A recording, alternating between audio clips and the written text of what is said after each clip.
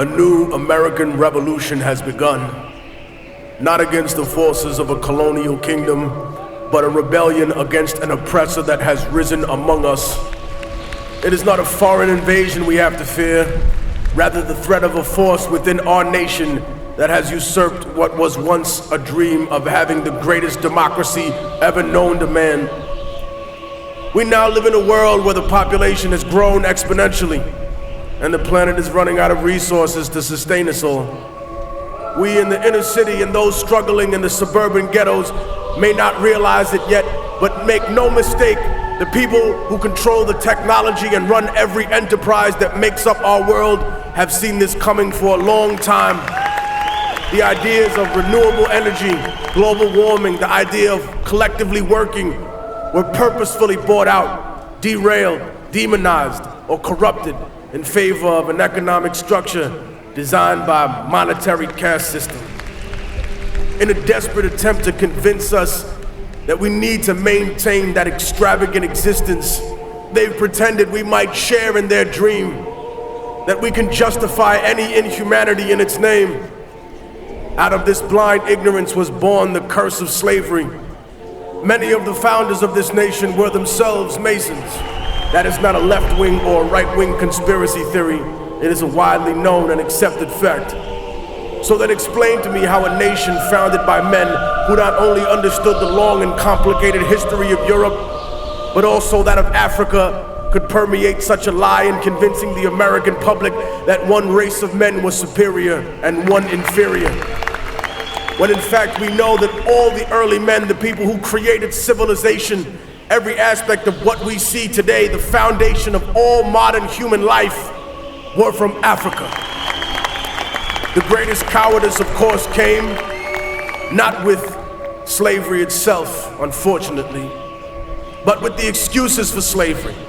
For if America had been as brave as the Roman Empire and all other empires that had come after her, and claimed, no, we were just stronger, and that's why we took you, then when slavery was over, racism would have probably followed in suit. But instead, it was the social lie, the religious lie that was told, that stayed in the minds of people, that separated one human being from another, in order to distract us from the issues of class and freedom. They created issues around religion and race to dominate the world for centuries to come. Some claim that they respect the culture of life in this country. They cry out for the indignity of children that are slaughtered before they are born. But God has not penetrated their souls, for they have no empathy, nothing in their cold hearts for the hundreds of thousands of lives we have taken in our wars overseas, for that which they call collateral damage, which are the burnt and damaged children of the world. They have no prayers for them, only snide commentary on the internet and laughter in their hearts, and yet you claim to be one with God. We talk about immigration in this country. Might doesn't make right, ladies and gentlemen. It just makes right now. What we are saying to the rest of the world is one day when America grows weak, one day when her legions falter, on a day when her economy crumbles, China, Russia, Europe, whatever power has arisen, all you have to do is come here and conquer us in a few military excursions, and then you too can set up shop here, and in 100 years you can tell every red-blooded American, no, you are an illegal human being. I am the true citizen. I have all the rights. You have no rights. Maybe you forgot how you got this country.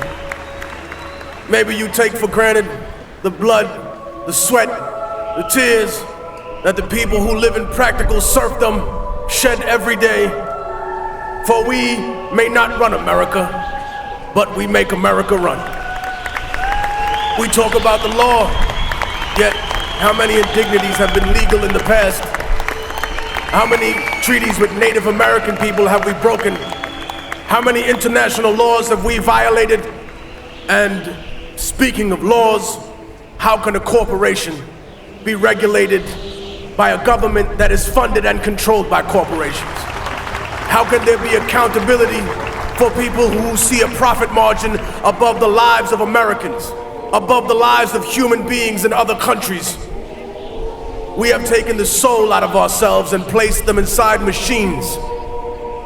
My words, of course, will be marginalized, demonized in typical fashion.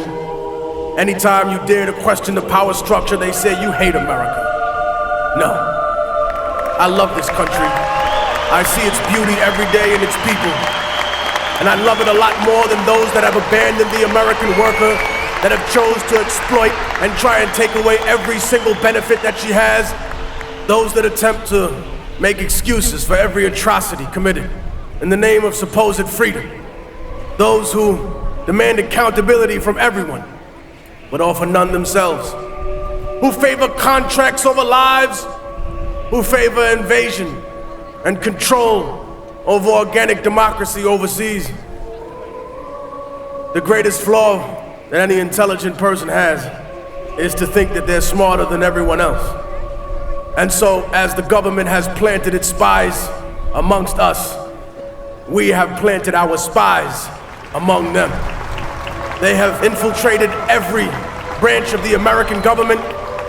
They have retrieved names, data, hard numbers, the paper trail that will expose those that truly control this country, those that control the political parties, those that control the oil industry, the energy, those that stand behind the companies, faceless, whose names have never been revealed until today.